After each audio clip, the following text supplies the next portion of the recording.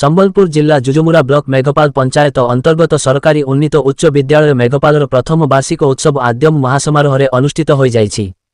एही अवसर में बड़साहिर उच्च विद्यालयर अवसरप्राप्त प्रधान शिक्षक जुगल किशोर नायक मुख्य अतिथि, किसिंडा उच्च विद्यालयर प्रधान शिक्षक अरुण कुमार प्रधान मुख्य वक्ता, पंचायतीराज उच्च विद्यालयर प्रधान शिक्षक गणनाथ नायक, मेघपाल सरपंच ममता प्रधान, समिति सभ्या लिलिमा धरुआ प्रमुख सम्मानित अतिथि भाव में जोग देइथिले।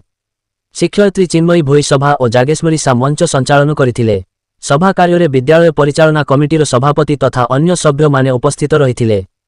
एही अवसर में अतिथिगण विद्यालयर छात्र छात्री को उद्बोधन देवा सह भल पाठ पढ़ी समाज में जड़े सुनागरिक हेबाकु परामर्श देइथिले।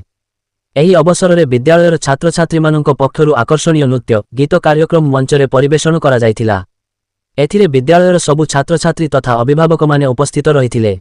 कार्यक्रम आयोजन प्रच्छन्न सहयोग कर विद्यालय समस्त शिक्षक शिक्षिका कर्मचारी वृंद